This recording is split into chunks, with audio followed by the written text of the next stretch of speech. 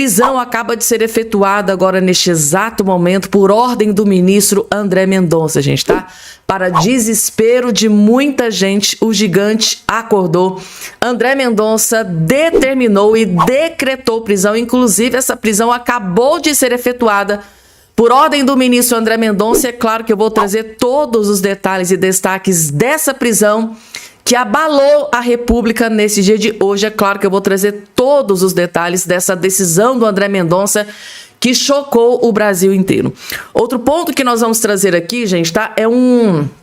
Na verdade, a imprensa, tá? A imprensa acabou de revelar que Luiz Inácio Lula da Silva teve um encontro com um ministro do STF fora da agenda oficial do Lula, gente, tá?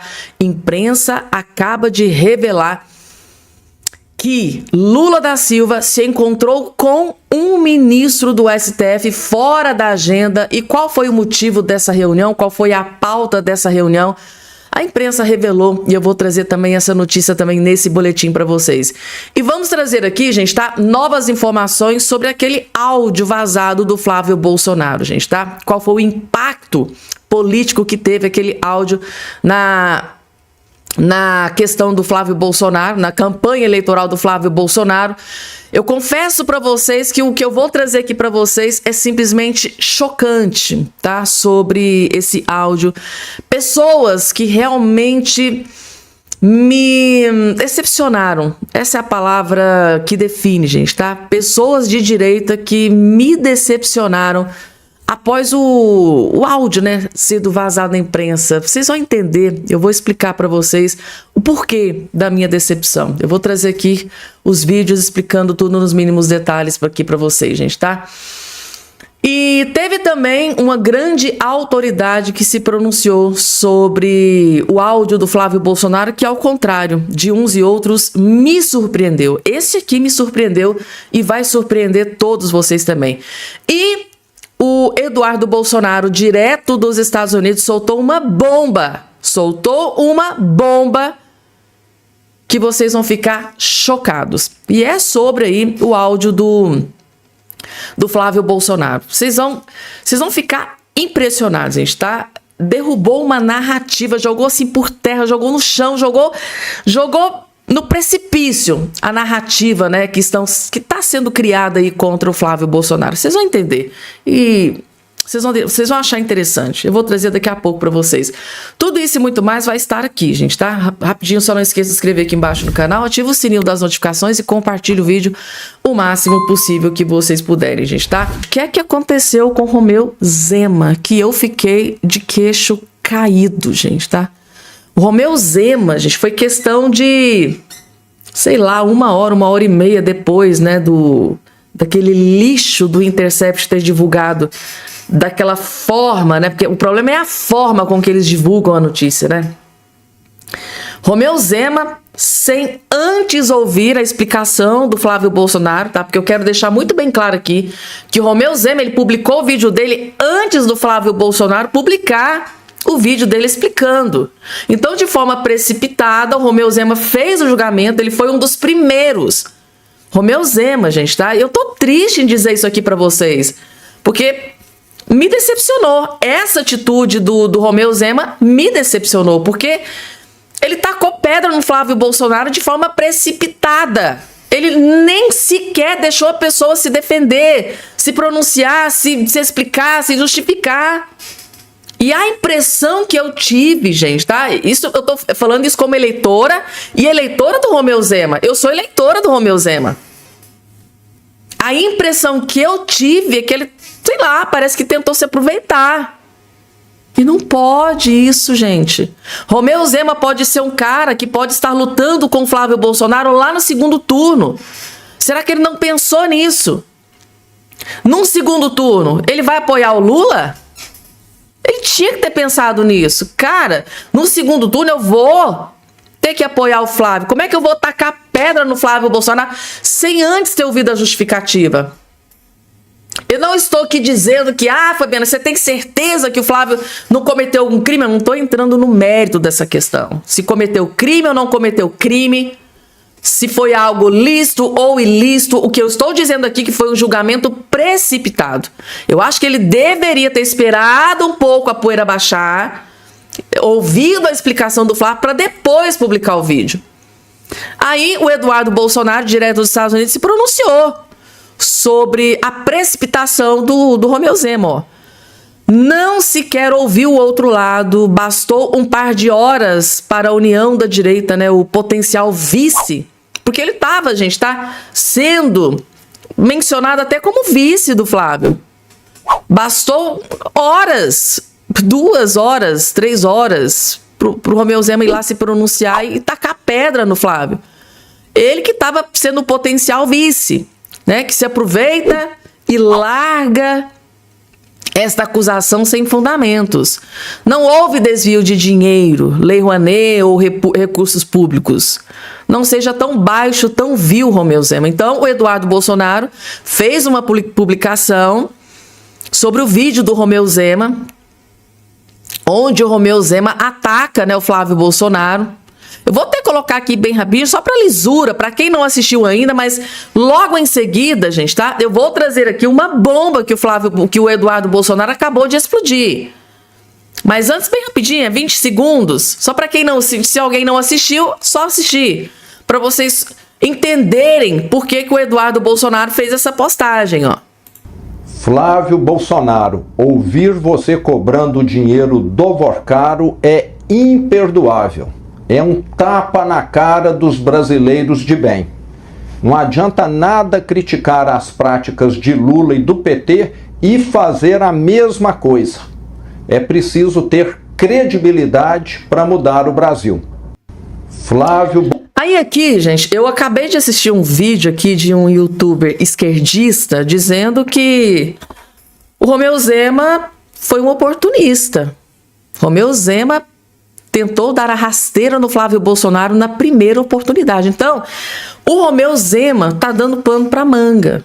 Tá dando motivos pra esquerda ficar tripudiando em cima dele. Tá lá o cara que a direita admira, o cara que a direita gosta, adora, que é o Romeu Zema, o primeiro a atacar pedras no Flávio Bolsonaro, o grande oportunista. Porque, gente, a esquerda tá falando isso aqui do Romeu Zema agora.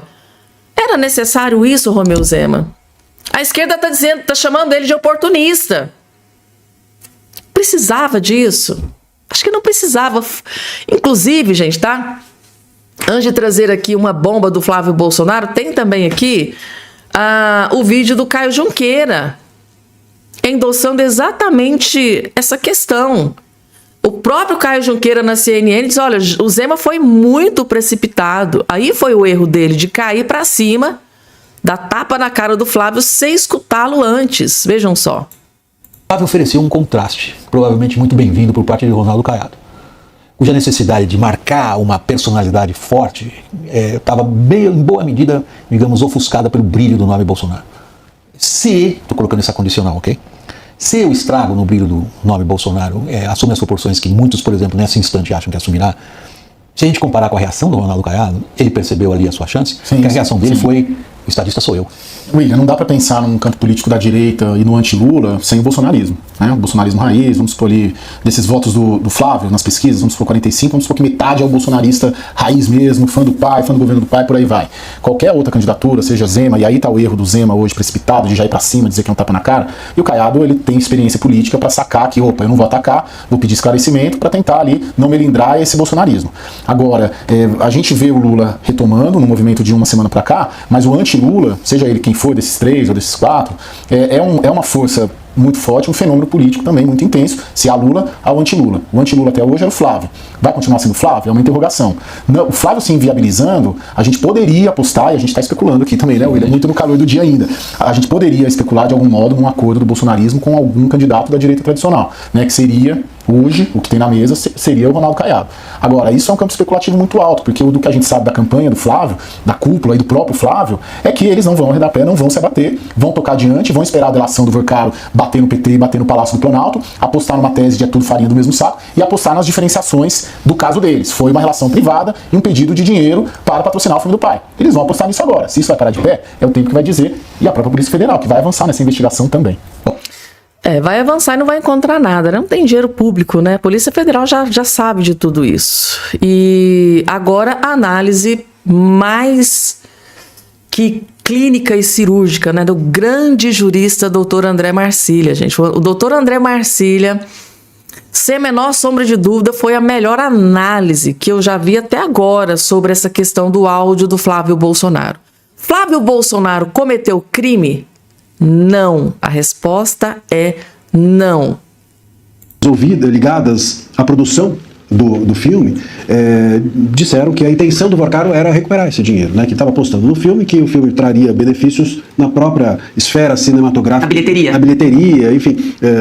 Como eu imagino. E se é isso, se a questão aqui é cinematográfica, seria pelo impacto ou pela força do nome do Jair Bolsonaro, já que é uma obra biográfica. Se é política, bom, ele colocou os ovos, como o Pio estava dizendo, em todos os cestos. Isso, infelizmente, faz parte da política. Muitas vezes a pessoa investe aqui e ali em todo mundo para, de alguma forma, conseguir ficar bem com gregos e troianos dentro do Brasil. O ponto que a gente precisa dividir essa questão é em 3 camadas. A primeira camada é a seguinte, e no início da tarde, isso me chamou a atenção, a Ana mencionou esse ponto, isso é vindo do Intercept. E, inclusive, a informação que eu recebi é que diversas redações receberam áudio e só o Intercept tinha tocado adiante e publicado. Então houve uma resistência inicial de outros veículos, e isso, claro, deve deixar a gente com o olho um pouco aberto. Mas agora houve a confirmação do áudio, pelo que a gente está vendo até da própria nota do Flávio, e essa questão cai. E aí sobram outras questões, por exemplo, de se isso é ilícito, e aí a gente precisa entender que se um filho estava buscando dinheiro privado por patrocínio do filho do pai, ou do filme do pai, ou de um filme sobre o pai, isso não tem nada de ilícito. Então, a gente precisa assentar. Se esse dinheiro foi mesmo para o filme, e não para o Flávio, ou para a campanha, ou para quem quer que seja ligado a ele, se isso foi para o filme, bom, a gente tem aqui uma questão que não está no terreno jurídico. Essa é uma questão também importante. E aí a gente fica com a terceira camada, que é a camada da moralidade ou da ética.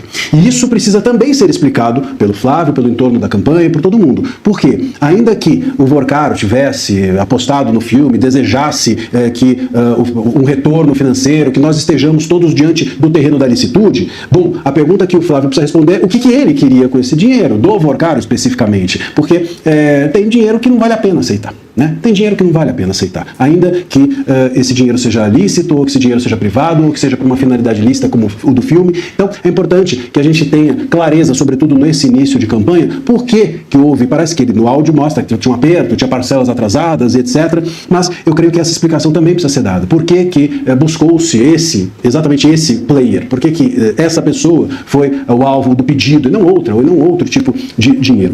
A gente não pode, pelo que nós temos até agora, discutir licitude ou não. É lícito, pelo que estamos vendo até esse momento. Nós não podemos discutir... mas podemos discutir essa questão ética. Eu acho que é importante que a direita discuta essa questão ética e que vá atrás daquilo que faz bem para a direita. Isso é muito importante, sobretudo nesse início de campanha, ser bem assentado. E eu quero aproveitar e reforçar o pedido que a nota oficial do Flávio, da campanha, faz. A CPI do Master precisa acontecer. É urgente. Aliás, essa era uma questão que estava sendo posta contra o PL, inclusive. O PL não está pedindo a CPI do Master. Bom, agora está pedindo, em nota oficial. A campanha está pedindo que a CPI do Master ocorra justamente para separar quem é quem nessa história. E a gente poder esclarecer coisas como essas de uma forma totalmente transparente. A CPI do Master precisa ocorrer até para que, enfim, ruídos como esses não ocorram mais durante o transcorrer, o percurso da campanha do Flávio ou de qualquer outra pessoa da direita. E foi a primeira coisa que o Flávio Bolsonaro deixou claro no vídeo que ele postou ontem mesmo à noite, né? Dando as suas justificativas, suas explicações. Que ele quer a CPI do Banco Master, quer que os criminosos e bandidos sejam presos, gente, tá? Se alguém cometeu algum crime, alguma ilicitude, que seja preso. Vocês acham que se o Flávio Bolsonaro cometeu algum tipo de crime, ele iria querer a CPI do Banco Master? Claro que não, ele seria o primeiro a correr disso, mas foi a primeira coisa. Abram, se vocês não repararam, a primeira coisa que o Flávio Bolsonaro diz no vídeo é: eu quero a CPI do caso Master. Se ele tivesse cometido algum crime, ele iria falar isso, gente? Claro que não. Então, basta a gente analisar os casos. Gente, vazou na imprensa uma reunião que o Lula teve com o ministro do STF fora da agenda. Quem é esse ministro? O ministro André Mendonça. Calma, gente, calma, que o André Mendonça não estava fazendo nada de errado, recebendo o Lula fora da agenda, em reunião fora da agenda, que eu vou revelar para vocês aqui o motivo do Lula, né, ter recebido o André Mendonça fora da agenda. Segundo o CNN, o presidente Lula recebeu o ministro do STF, o relator do caso Master, no tribunal, em um encontro reservado no Palácio do Planalto no começo dessa semana. No começo da semana passada. O encontro não foi registrado na agenda oficial de nenhum dos dois e ocorreu na véspera da ida do presidente Lula aos Estados Unidos para encontrar Donald Trump. Segundo aliados do ministro, ele recebeu um pedido do ministro Cássio Nunes Marques para ir até o encontro de Lula e entregar a ele o convite para a posse dos dois no comando do TSE. Ou seja, o André Mendonça foi até o Lula a pedido do Cássio Nunes Marques para convidar o Lula a ir à posse dos dois como presidente e vice no TSE. Então, esse foi o motivo da reunião reservada, fora da agenda dos dois, segundo aqui a imprensa. Vamos lá para mais informações, gente, tá? Tem mais informação para trazer aqui para vocês, inclusive, daqui a pouco, prisão acabou de ser efetuada por ordem do ministro André Mendonça. Essa notícia abalou a República nesse dia de hoje. Mas antes, deixa eu trazer aqui para vocês uma informação que acabou de sair no Jornal o Globo. Novo estrategista de comunicação de Flávio Bolsonaro já foi processado por Lulinha, o filho do Lula, gente, tá? O que é que aconteceu? Um dos novos nomes da equipe de comunicação da pré-campanha de Flávio Bolsonaro, jornalista e publicitário Alexandre Outramari, já foi alvo de um processo movido por Lulinha. O filho de Lula pedia indenização por danos morais por uma reportagem assinada, né, por Outrame e publicada na Veja em 2006, que narrou sua ascensão no mundo dos negócios durante o primeiro mandato do petista. E aquela matéria que ele publicou na revista Veja, falando sobre o Ronaldinho dos negócios, né, os cases de sucesso do Lulinha, deixou o Lulinha muito incomodado, contrariado e furioso. Ele foi lá, acionou a justiça. Outramari faz parte do time montado, né, por Marcelo Lopes, o Marcelão, que vai comandar a comunicação de Flávio, seu amigo pessoal. Além dele, a equipe vai contar com Antônio Costa Neto, Toninho Neto, ex-Ficha, Young, Rubinho Miami.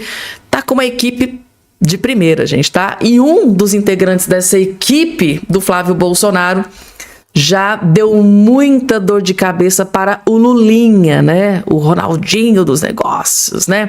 Como diz o Lula, que culpa eu tenho se o meu filho é um Ronaldinho dos negócios? É um case de sucesso.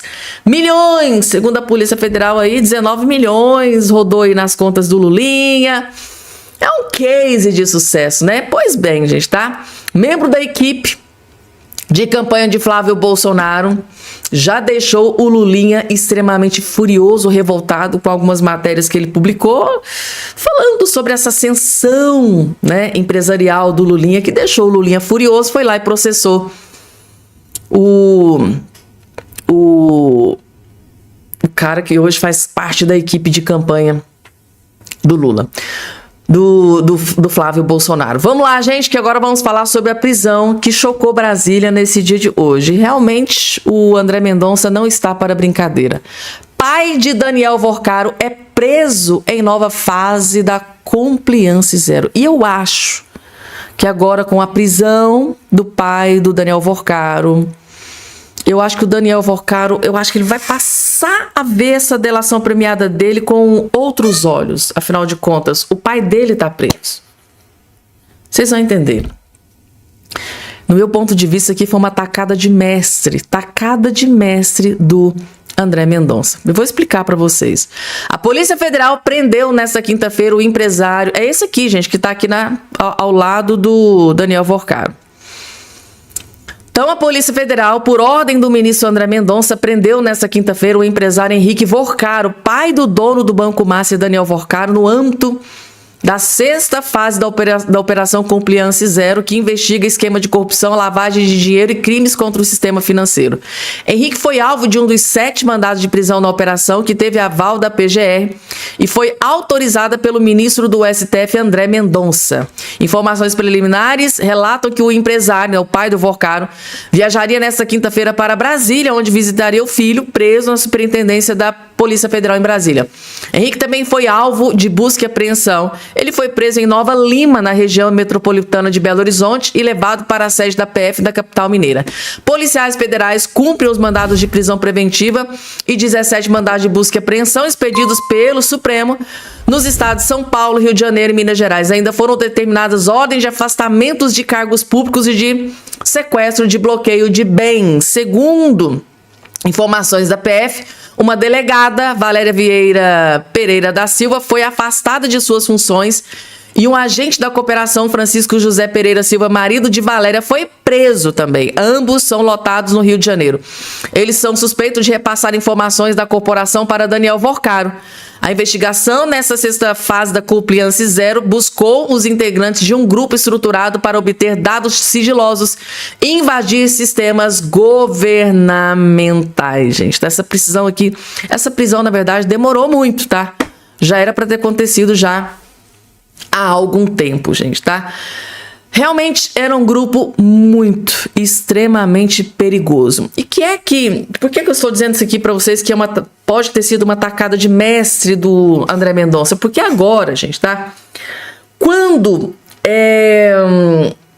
algum tipo de investigação atinge membro familiar, dói mais na pessoa. Vou citar um exemplo aqui para vocês. Naquela delação premiada do Mauro Cid, quem que não se lembra, né, daquela fala do ministro Alexandre de Moraes: olha, se você não disser a verdade, se você não falar a verdade, se você esconder algo, se você não fizer isso, não fizer aquilo, seu pai pode ser preso, sua esposa pode ser presa, sua filha pode ser presa. Então, quando toca, gente, em familiar, a coisa fica mais assim, sai da razão e vai para a emoção. Se Daniel Vorcaro passar a tratar essa delação premiada com a emoção, se ele sentir que nessa delação, de alguma forma, ele pode ajudar o pai dele a sair da prisão, por exemplo, ele pode, de repente, entregar algo ou alguém do alto escalão. É só se uma opinião, só uma humilde opinião, gente, tá? E só para título de informação, essa prisão foi decretada pelo ministro André Mendonça. E para finalizar, gente, se a situação tá ruim para o Lula, as pesquisas, né, uma tragédia para o Lula, acho que agora piora drasticamente. Em reunião com Putin, o ditador Vladimir Putin, Dilma transmite grande respeito de Lula pelo ditador. A Dilma fez questão de frisar para o Vladimir Putin, o ditador, que o Lula tem um grande respeito por ele, gente. Eu fico imaginando. O Lula deve estar se contorcendo de raiva, de ódio dessa fala da Dilma Rousseff, que foi o pior momento, pior hora, para ela dizer que o Lula tem respeito por um ditador, gente. Meu Deus do céu. O Sidônio deve estar revoltado com isso aqui. A presidente do novo Banco de Desenvolvimento dos BRICS, Dilma Rousseff, se encontrou nesta quarta-feira em Moscou com o ditador russo Vladimir Putin e transmitiu ao mandatário o que descreveu como grande respeito do presidente Lula pelo líder do Kremlin. Gente, que vergonha. Ela transmitiu para o Putin que o Lula tem um respeito por ele. Lula tem respeito pelo ditador. Ai, gente. Ou seja, né? O Lula deve estar desesperado com essa declaração da Dilma Rousseff. Essa mulher só dá bola fora, né, gente? Tá? Para nós é uma maravilha. Continua falando, Dilma. Continua abrindo o bico. Continua revelando para o Brasil inteiro que o Lula tem grande respeito por um ditador sanguinário, que é um dos responsáveis por essa guerra que está acontecendo, responsáveis aí por milhares de mortos. Acerca de toda essa questão envolvendo Flávio Bolsonaro, é esse do Maurício Marcon, gente. Assistam esse vídeo do Maurício Marcon, aí vocês vão entender o que está por trás, né, do que está acontecendo. O que eles estão tentando armar para cima do Flávio Bolsonaro? Gente, é muito pior do que a gente imaginava. Vocês vão entender. Assistam. Bem, amigos, caso Flávio Bolsonaro e o filme sobre o seu pai, Jair Bolsonaro. Demorei a me manifestar. Tem uma coisa que com quase 40 anos eu aprendi, que a gente não deve colocar os pés pelas mãos e fazer julgamentos antecipados sem antes entender o caso. Bom, o que a gente sabe até aqui? Em primeiro lugar, eu quero deixar bem claro que se tiver qualquer ilicitude em algum momento sobre Flávio Bolsonaro ou qualquer candidato que eu apoie, eu vou ser o primeiro a pular do barco. A minha vida é ilibada e você sabe. Sempre defendi o correto e vou continuar defendendo o correto. Pois bem, ontem saíram algumas mensagens aí, aliás, uma mensagem, um áudio do Intercept. É um site, aí, um grupo de extrema esquerda que de alguma forma conseguiu essa gravação. A gente não sabe se vazou da Polícia Federal, foi algum ministro que deu uma forma de vazar também, porque todo mundo sabe que caso Flávio Bolsonaro seja eleito, alguns lá da Suprema Corte podem rodar, e tudo que vai ter nos próximos meses vai ser inventado para desgastar o Flávio Bolsonaro. Vocês esperem que essa não será o primeiro ataque, até porque esse ataque, se nós olharmos o que aconteceu, não tem irregularidade nenhuma. Vejam vocês que quando a gente não quer usar dinheiro público, a gente precisa se financiar de outras fontes. Eu lá em 2022, quando fui eleito, tive mais de 500 doadores. Muitos, a grande maioria eu não conheço. Então se alguém doou para mim e cometeu algum crime depois que doou, olha, eu sinto muito, mas eu não tenho como saber. É exatamente o que aconteceu no caso do Flávio Bolsonaro. Vejam vocês que o Flávio foi atrás de investidores para financiar o filme do seu pai, que é uma produção hollywoodiana, a gente sabe que isso ainda é muito caro, e através desses financiadores, dentre os financiadores estava um banqueiro, que até aquele ponto tinha financiado filmes, como eu disse anteriormente, como você já sabe, do Lula e do Temer, e que tinha interesses comerciais no filme. Vocês sabem que o filme gera bilheteria e também gera resultados financeiros para quem patrocina. Qual era o crime nisso aí? Nenhum. Tratar bem um cara que está te dando dinheiro para tu fazer um filme, também não tem crime nenhum. Aliás, se tu tratar mal quem te apoia, logo tu não vai ter nenhum apoio. Flávio poderia ter pego o caminho fácil, que muitos pegam, que é ir atrás de dinheiro público para financiar filme. Não quis fazer isso. Foi atrás de patrocinadores que teriam recursos devolvidos depois com a bilheteria. Pelo menos é isso que a gente sabe. Qual que é o crime nisso? Nenhum. Mas aqui fica um grande alerta para nós que somos de direita e que defendemos que o Brasil saia das mãos do PT. Os ataques, meus amigos, eles vão vir de todos os lados. Não esperem que a gente vai ganhar uma eleição somente com propostas e tentando defender o melhor candidato. Isso não vai acontecer. O PT, como vocês sabem, é uma organização muito estruturada. Se eles tiverem que inventar e fazer o diabo, como já falaram até em campanha, para continuar na presidência, eles vão fazer. E não se esqueçam que atrás do PT existem ministros da Suprema Corte que estão com medo de perderem os seus cargos e que também vão fazer todo o possível para deixar o Flávio Bolsonaro o mais fraco possível. Cabe a nós continuar monitorando, continuar entendendo o que aconteceu, ver se não tem nenhuma ilicitude, até agora não tem nenhuma, e continuar apoiando a campanha do Flávio. Ontem o baque foi gigantesco. Eu que gosto de olhar lá as bolsas de previsões, o Flávio saiu aí de 42%, 43%, e nesse momento está com 33%, 34%. Houve, inclusive, uma baixa aí para perto de 20%. Depois, quando começou a ser esclarecido o caso, voltou lá para os seus 33%, 34%, está em recuperação. O Lula, que chegou a passar de 50%, já voltou para o seu patamar que estava antes, ali 40%, 42%. Subiu 2 pontinhos. O que a gente deve ver nas próximas pesquisas? Provavelmente um desgaste do Flávio provocado por algo que não tem ilicitude nenhuma. Receber dinheiro lícito de alguém que até aquele momento era uma fonte lícita de dinheiro. Então, meus amigos, muita calma na hora de julgar. O que o governador Zema fez ontem foi um desserviço para a direita brasileira. Aqui eu aplaudo a postura do Caiado, que fez uma ponderação muito melhor no seu vídeo, e eu espero que o Zema peça desculpas se nada for comprovado de ilegal. Não tem por que nós condenarmos alguém que recebeu dinheiro privado para um filme privado de forma lícita, não tem nada de errado nisso. Agora, como nós da direita temos uma régua moral muito maior do que a esquerda, que não se preocupa, por exemplo, que o filho do presidente da República esteja envolvido em desvio de recursos dos aposentados, né, essa investigação e há provas robustas, ou ainda que o irmão do presidente da República participasse de um sindicato, fosse vice-presidente de um sindicato onde os recursos desse sindicato na ordem de R$500 bilhão foram congelados pela justiça. Então, o Lindenberg ontem, inclusive, pediu a prisão do Flávio Bolsonaro por pedir financiamento privado para um filme. Vamos ver se ele vai pedir também a prisão do Alexandre de Moraes, que recebeu o dinheiro do Vorcaro, né, sem nenhuma troca. Não foi para nada, foi justamente para ele comprar as mansões dele, para as coisas dele. O Flávio estava pedindo dinheiro para pagar os atores que estavam participando do filme. Se tiver qualquer irregularidade, qualquer prova que que o dinheiro não foi para isso, contem comigo para pular do barco imediatamente. Mas até aqui não há ilicitude nenhuma. O meu candidato é Flávio Bolsonaro e eu vou lutar até o fim para tirar o PT do governo federal. Nós não aguentaremos mais 4 anos dessa organização à frente do Brasil. Tá aí, gente, tá? Essa aqui do Maurício Marcon foi uma das melhores análises, tá? Que eu já encontrei até esse momento. Inclusive, uma análise que me surpreendeu me surpreendeu, gente, de forma positiva, foi do Ronaldo Caiado, e que me surpreendeu mesmo, gente, tá? O Caiado diz que o Flávio Bolsonaro, claro, precisa se explicar, mas afirma que a centro-direita não pode se dividir. E é exatamente isso. Gente, eu tô simplesmente chocada com a quantidade de pessoas da direita que tacaram pedra no Flávio Bolsonaro. Gente, assim, que eu pensei assim, não, aquele ali, não.